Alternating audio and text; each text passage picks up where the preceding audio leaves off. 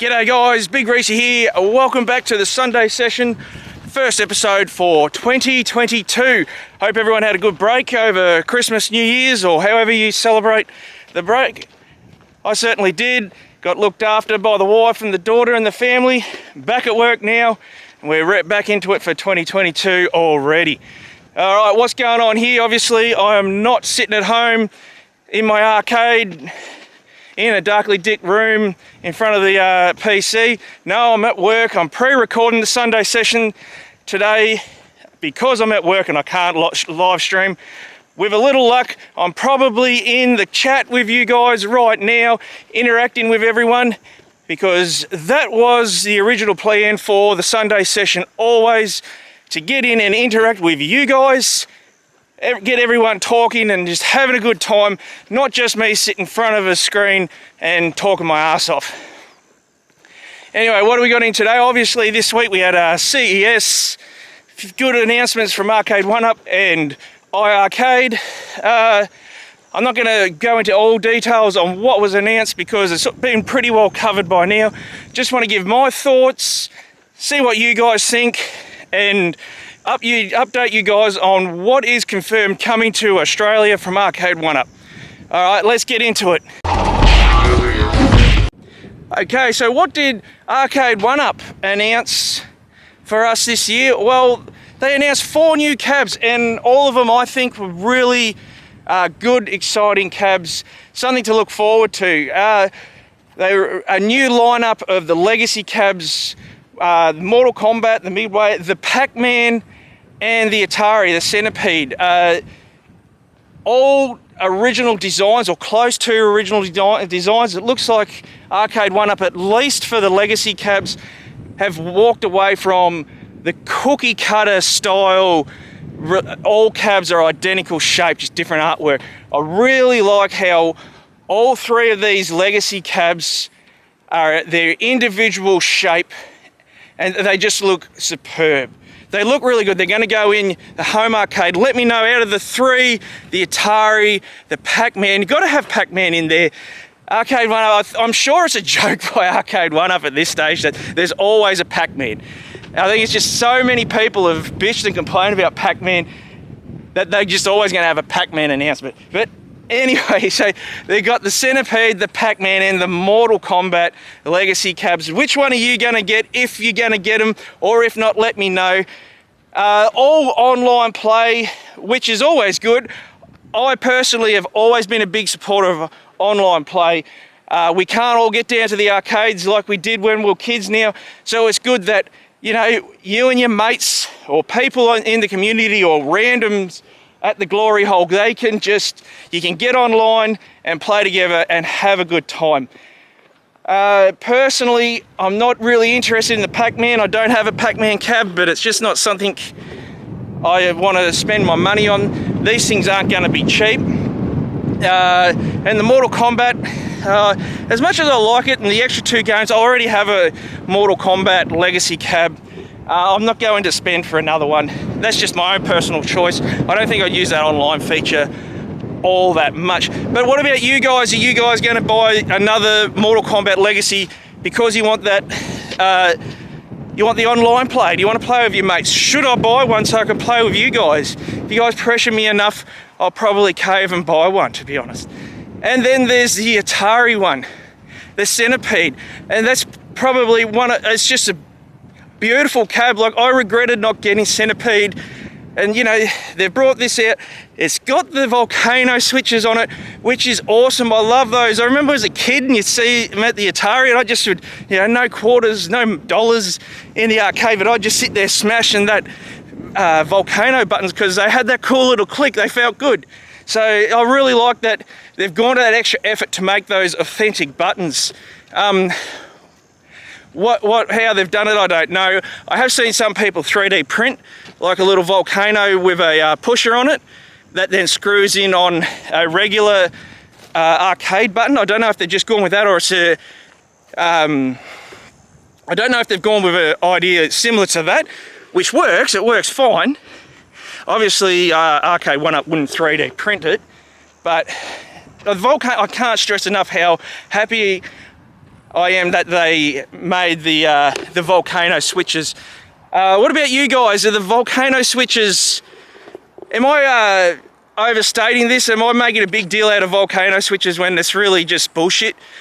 I don't know, I like it anyway. But the centipede cab with the trackball, I think it's a full-size trackball. I know in the past they've used half-size bullshit little trackballs. I used a Simpsons arcade just the other week, and really confirmed why my decision not to buy it, because I just think it's too small. Anyway, that's a different discussion.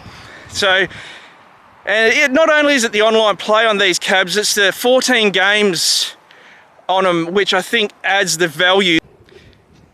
Yeah, so you got to think these things now, they're coming with 14 games, at least on the Legacy Edition, which really adds some value. It's no longer 3 or 4 games, especially 3 versions of the same game. They got 14 games, so I think that's one way Arcade1UP are really adding value to these machines, and I'm personally, for one, I'm really happy to see that.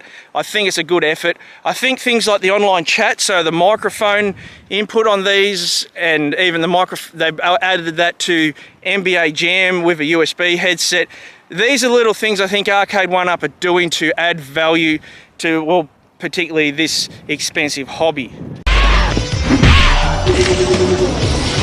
And then the fourth cab, or the fourth announcement from Arcade1UP, was the Pro line. So they announced the Killer Instinct Pro line edition, full-size cab, whatever you call it. And I think what Arcade1UP with this one has done, they've seen that, you know, a lot of us guys collect a lot of these, and we're not just putting the arcade in our basement or something. We're making home arcades, and I think with the Pro line, they're like, well, let's cater to that. So they're making the full-size cabs more sturdy, bigger screen, quality controls and buttons, the hap buttons and sticks. I'm so happy that they're going with that. The hap sticks were always my preference. For a long time, hap sticks were the standard in arcade machines made in Australia. A lot of the leisured industry produced cabs have haps. So the hap sticks, yeah, I'm really happy to see that they've gone with hap sticks. The Pro line comes with all the extras, like, you know, tin signs, fatigue mats, stools with backrests, which make them seats. And a lot of people say that's all bullshit, it's just adding to the price. But I think what Arcade1UP have seen is people are making game rooms. They're not just buying an arcade machine to throw in the kids' room. They're making home arcades. They're making their game room, the man cave, out of these. So I think what they're thinking is someone would buy 2 or 3 of these, 4, however. They'll be all lined up, and you'd have your tin sign behind the arcade and the fatigue mats in front of them, and they all think it'll look sweet. So, but what do you guys think? Will you guys buy one? I am not buying a Killer Instinct Pro line. I'm holding out for one cab. My budget this year is blowing it. Long story, and we'll go into that in another episode, so make sure you subscribe. But yeah, I probably won't be buying many cabs. There is one cab out of CES this year that I will be buying. I'll talk about that in a moment, but I won't be getting the Killer Instinct Pro line simply because I don't think I've got that many fighting cabs as it is. You know, like so in my arcade, I have 4 Arcade1UPs, 3 of them are fighting ones. Then I've got Big Blue in the lounge, MVSX, and a few other, they're all fighting cabs. So I won't be getting the Killer Instinct. I'd like to know if you guys are getting the Killer Instinct, but that's why I won't be buying it, simply because budget and space, and I've got that many fighting cabs as it is. So that's it. But it is a nice looking cab, the Killer Instinct Pro line, but it's triggered a lot of people. You know, a lot of people are butthurt. I don't know why people get so butthurt over an announcement they didn't see coming. So a lot of people have pre-ordered the standard edition, and they're butthurt because now Pro line. Cancel your fucking pre-order and pre-order the Pro line. Simple as that. Sector wins. Alright guys, so we got the 3 legacy cabs officially announced by Arcade1UP and the Killer Instinct Pro line. That was also officially announced by Arcade1UP. But the one bit of news that got me excited, it got a lot of people excited, took a lot of people by surprise, including myself, came from no other than my mate, everyone's favourite internet super sleuth, Toycade, when, true to form, he drops this CES Eve news bombshell that Arcade1UP will be releasing a Golden Tee Pro line. And I am so happy. I just cannot explain how ecstatic I am. I have been pissed at myself for years for not getting a hold of a Golden Tee when I could have to import to Australia at a reasonable price. I'm talking sub $1,000. I think I could have got one for about $800, which is a bargain. But I didn't. I've regretted it ever since. So this is when I'm saying, when there is one cab that I will buy this year, if there's only one, it will be the Golden Tee Pro Edition, because it's just so different to everything else I have, and it's universal. You know, my old man will play it with me. I don't think my mum would, but my old man and friends who don't play video games, they will get on Golden Tee with me, with my other friends. We'll have a good time. And the fact that it's a pro line, you know, with the 19-inch screen, no riser, the games list yet to be fully confirmed. We'll wait and see. I don't even give a stuff what the games list is. I just want it. I want the Golden Tee. It'll just be perfect. I can't wait. I can't tell you how. I can't just explain how much I can't wait. What about you guys? Are you happy to hear about Golden Tee? Am I just blowing this up to nothing? And what about the people? I love to see when Toycade drops his leaks. A lot of people say this is bullshit, you know, it's all fake and whatnot. And then, you know, a couple of days later, there's another leak from a UK retailer. I honestly think that Arcade1UP, they put these little leaks out on purpose because they know a lot of us look for these details. It's not just Toycade. A lot of the YouTubers and that, you know, they looked for the leaks and that. So I think they purposely put these little nuggets out there and go, okay, we'll just let this one for the super sleuths to find. So if you're going to bitch about leaks, I honestly reckon this one, because Arcade1UP were pretty tight-lipped with everything this year. So they've obviously let enough details out for Golden Tee for someone to find. We knew who was going to find it and leak it, and I reckon, well, it's done on purpose because everything else was very tight-lipped. No one had any idea that the Pro line, Killer Instinct, and the other 3 legacy cabs were coming.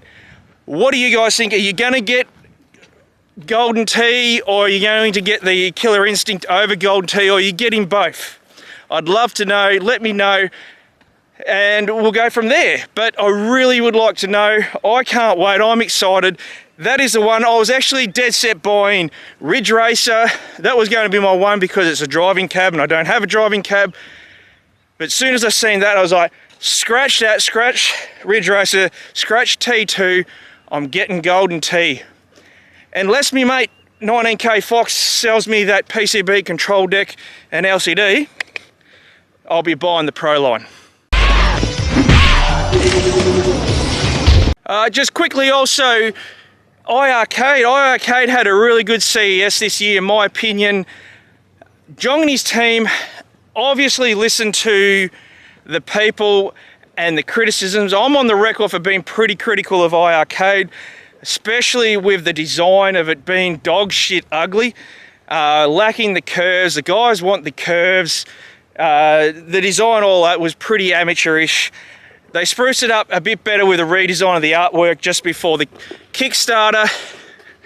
But then they kicked off CES and unveiled their new design of the Gen 2 cabs. And, well, it is just beautiful. There's nothing to complain about. They've obviously looked at what the people want. They've added in that light-up marquee. They've given it the curves. They've upgraded the speakers again to awesome JBL speakers. If you don't know the quality JBL speakers are, go down to local, I don't know, JB Hi-Fi or somewhere and check them out, because they are really good.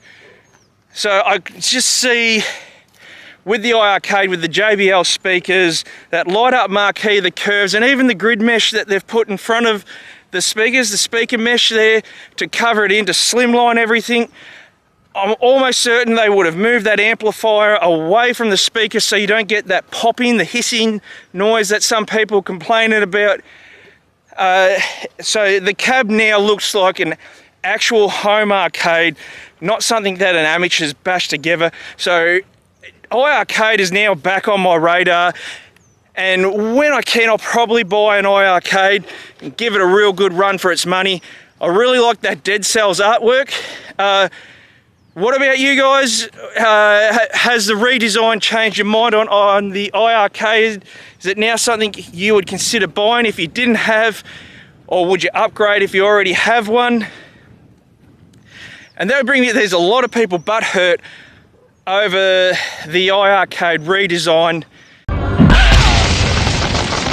So what I've noticed with this CES over other CESs or E3s or any other announcement is the amount of people who are fucking butthurt over feeling like they have been ripped off. And what I mean by that is, last year Arcade1UP had their range of legacy cabs which received mixed reviews. I didn't mind mine, to be honest. And now they've re-released their legacy cabs, updated, fixed a lot of the problems.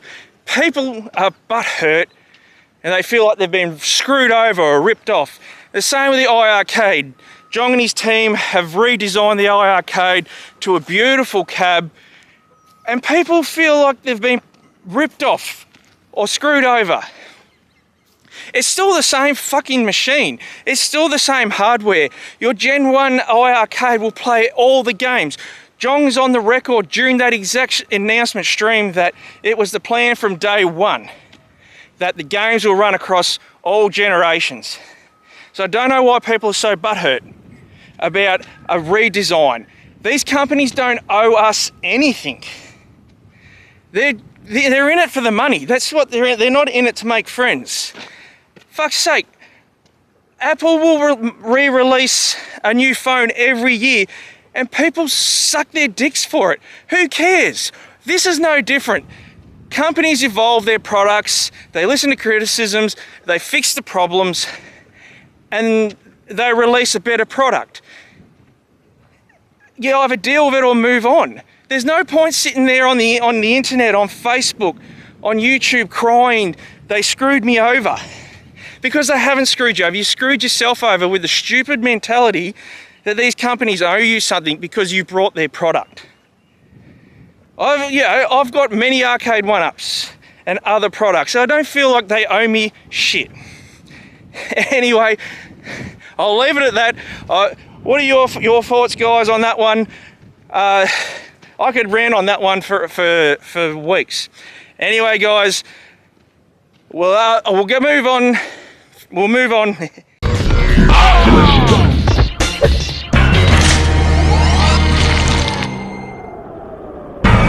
Sector wins.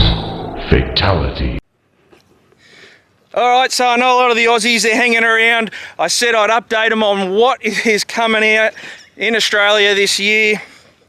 Obviously, a lot of new products have been announced by Arcade1UP.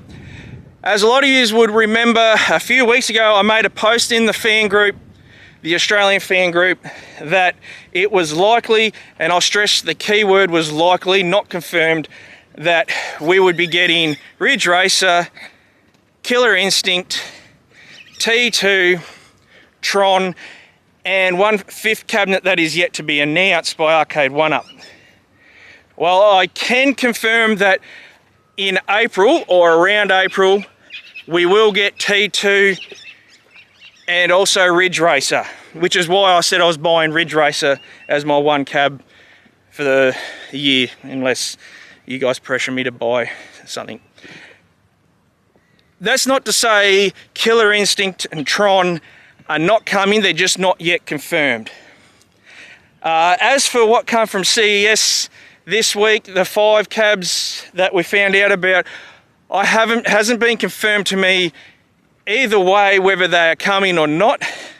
Obviously these are new, so deals and stuff are probably still in the works, so I haven't been told either way, but make sure you're subscribed, because as soon as they let me know, I'll let you guys know when they'll be coming available, when pre-orders are available, that sort of thing. If you can, join the Facebook group. I know Arcade Gamer always offer a special discount for members of the Facebook group, so it's always good. If you want to buy from them, you join. If you want to buy from EB Games or wherever, you do that too. I just know that Arcade Gamer, they like to always, with a new release of cabs, offer a special discount code for members of the Facebook group. Anyway guys, that's about it from me. I've just finished night shift, so I'm actually looking for bed. So I hope you all have a good one. I hope you've enjoyed this Sunday session pre-recorded. Let me know what you think. I'm always looking to improve. Also, one of the benefits of doing it pre-recorded like this is, like I said, I want to get involved with you guys in that. If you've got a game room or an arcade or just a really rare PlayStation or Nintendo game or whatever you'd like to show off, hit me up. We'll organise when we can chat and you can show it off, and I'll include it on a pre-recorded Sunday session. Show off some of your game rooms, boys, girls, whatever you got, something you're proud of. Let's go, let's work it out. I'm going to do a couple road trips to check out a few arcades, that sort of thing, and I'll be able to edit that and put them in on a Sunday night too. Anyway guys, that's it for me. Make sure you've subbed, give us a thumbs up, drop a comment, let me know what you think, and I'll catch us all next time. Cheers.